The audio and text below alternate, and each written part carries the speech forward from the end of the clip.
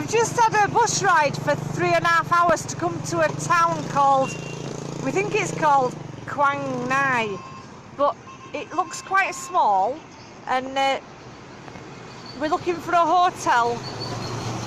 We think that might be a hotel. It looks like a hotel, doesn't it? The bus just dropped us here in the middle of bloody nowhere. There's no bus station and there's no sign to say where we are. There's just like random signs. So the plan is now get a room, and we want to get a motorbike to go to a cemetery, which we'll tell you about later. So approximately 3 minutes later, we are now at the Ngok Huong Hotel, and Peter's going to show you the special feature that would be very good for my mother in our room. This room is costing £9 for both of us. This is the dressing table. So you can sit and put your makeup on at your vanity, what do they call them things, vanity something. They even provide you with hot noodles and snacks. They provide you with a mini bar where the beer is 50p. Flat screen TV. Laundry, flat screen TV, something to do with double aircon, I don't understand. We've got an aircon over there and we've got one over here. Now the view from the window, I said, oh my god, look at that view. And Peter says, well, you're not going to get bloody Hanging Gardens of Babylon, are you? Bathroom appears to be all singing, all dancing. Bloody power shower, for God's sake.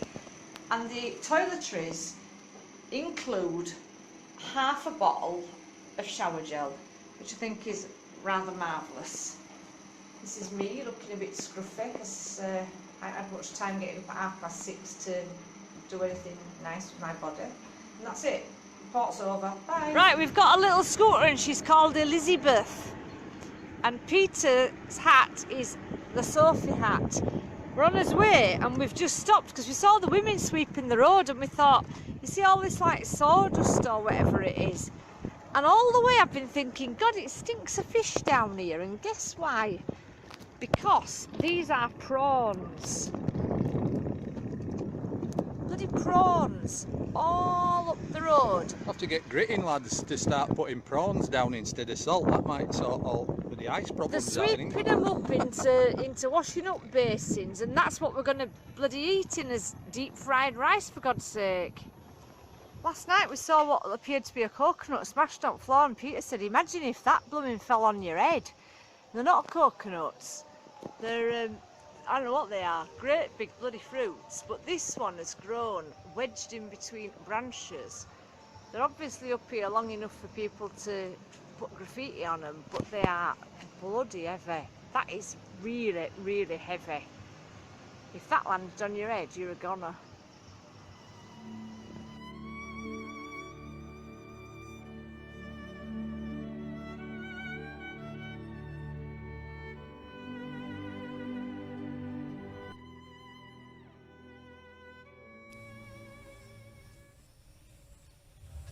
We're inside the actual My Lai site now. We're just in one of the sort of little compounds. That's another one there that was burnt down. Apparently the Americans bombed this area a year after the massacre to try and wipe out all evidence. This is a house that's been rebuilt and sort of totally restored to as it was before the massacre. So these are the styles of beds that the people had, and not very comfortable pillows, sort of blocks of wood, and you just sleep on a plank bed with a little mat on it.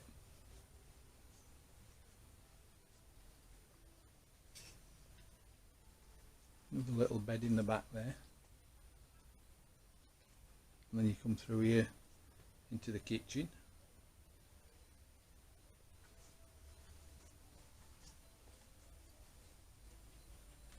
And that's where you can get your milk, I suppose eventually your meat. And this is like the dining room. They're all thatched roof houses.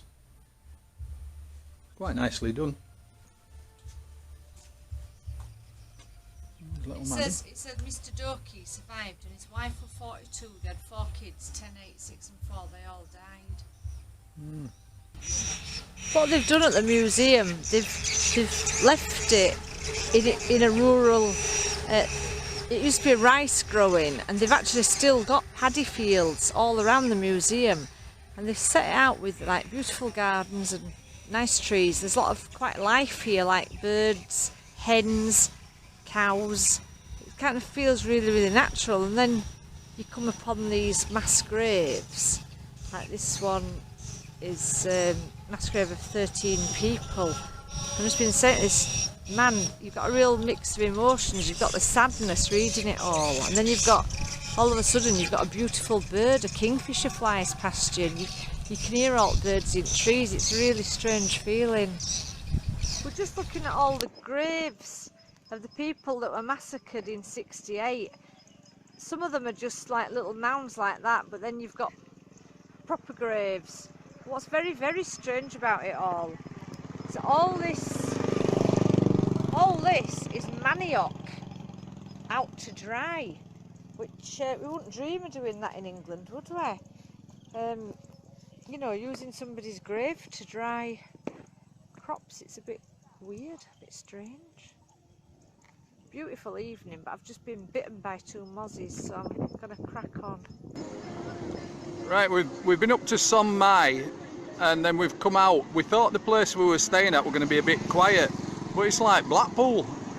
We've never seen out like these. You can rent like little flashing bicycles and things. There's loads of people you can see in the background riding round on them, and they're like little rickshaws, but they've all got flashing lights on. Wherever you look, all those lights in distance down there are different bicycles and stuff, and these down here are like kiddies' little motor cars and all that business. The place is heaving with them. God knows what it's going to be like later on. We've just come across like a Tai Chi stroke yoga class. So Janice is having a bit of a go at it.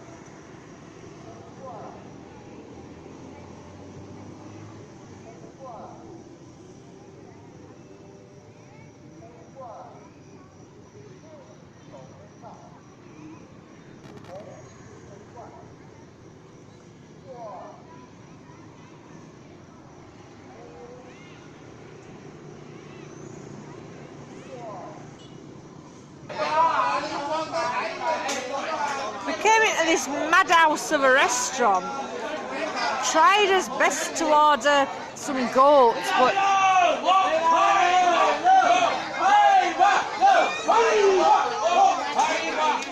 anyway, that didn't happen.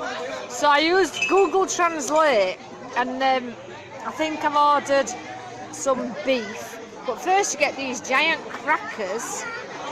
We found a new beer. And there's some bloody weird stuff in back, lizards and snails, but I'm not normal snails. I don't know what they are. They're not snails. They're great big. What are they? Snails.